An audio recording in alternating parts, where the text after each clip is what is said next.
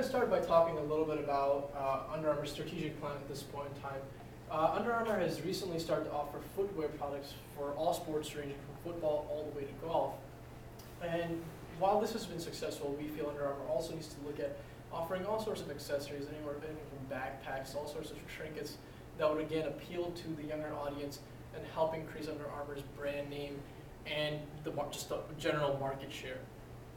Also, I think we feel Under Armour would benefit greatly from looking at some action sports such as BMX, skateboarding, and maybe even going as far as sponsoring one of the future X Games, because again, these sports are high performance sports and that resonates with Under Armour's ideology. Also, in addition to those sports, I think Under Armour would benefit greatly by looking into sports such as hunting and fishing, because again, you're out in the environments and it's really a game of endurance, which is exactly what Under Armour products were sort of invented for. Endurance in harsh environments, that pretty much resonates again with the hunting and fishing environments. Next, we're going to talk a little bit about the marketing campaigns and how Under Armour can capitalize on some of these opportunities. Under Armour has had very successful campaigns for younger audiences through the use of professional athletes, but we feel that there's one segment, sort of an older demographic segment ranging from the ages of 30 to 65 that Under Armour hasn't tapped into yet. Under Armour, we feel, should have a marketing campaign that really reaches out to these people by saying, look, you take time out of your busy schedule to invest in yourself by taking a jog in the morning or going to the gym late at night. Use our products because these products will guarantee you returns and guarantee returns on your time, which is exactly what these people are looking for. Next, we feel Under Armour should also look into some partnerships with retailers such as Modell's, Dick's Sporting Goods, and Sports Authority, because we feel these would decrease advertising costs, and basically if there's two people sort of splitting costs for an advertisement, then that decreases costs for Under Armour, but also through this Under Armour would also get better shelf space and get basically receive a competitive advantage against competitors such as Nike and Adidas, who would obviously not be able to benefit from something like this. In terms of the operating plan, Under Armour currently manufactures in a very peculiar way, where they have two manufacturers, one that takes care of the fabrics and the other one that basically uses those fabrics to build the actual product. We feel there's no reason for Under Armour to use this strategy. Under Armour should be able to find one manufacturer who can basically take the fabrics and actually build the product and ship it out as well. This would again severely decrease costs on Under Armour's part. Next, we feel Under Armour should also look into moving both of their distribution plants, which happen to be in the headquarters, Glen Burnie, Maryland.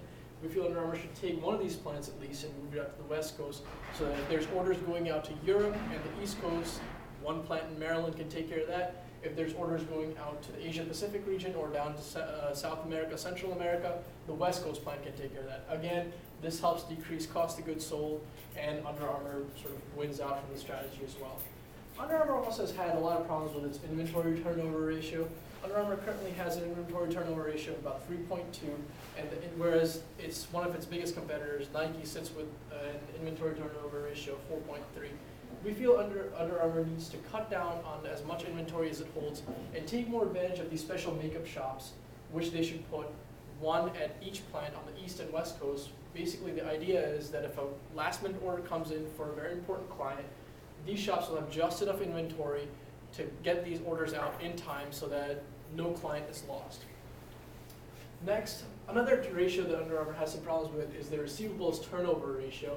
Under Armour currently has a receivables turnover rate of between 6 to 7%, whereas the industry is sitting at 15 to 16%. Under Armour needs to figure out what the problem is here.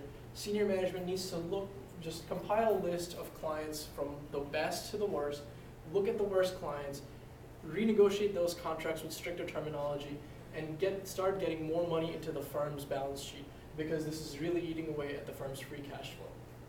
Finally, in terms of international expansion, we feel Under Armour could really benefit from looking at these two sports, specifically cricket and baseball. Cricket, we feel, would help bridge the gap into the African continent, as well as some of the fastest growing South Asian economies, while baseball is huge in Japan, and Under Armour has had a lot of success in the North American market. And given the number of teams and it sponsors and the number of athletes, specific athletes they sponsor, breaking into Japan, again, increasing your brand would be no problem. Finally, I'm going to talk a little bit about the financial plan and some of the problems we faced trying to value the firm on our own and predicting our forecasts. Basically, one of the biggest problems we had was calculating a proper beta for the firm. Because the firm hasn't been public for enough time, we did not have enough data points to perform proper regression analysis to come up with an accurate beta.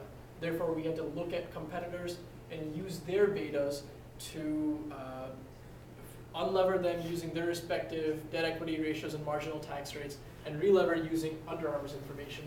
The result was a beta that went from negative 1.42 up to a positive 1.56, which accurately depicted Under Armour's risk profile.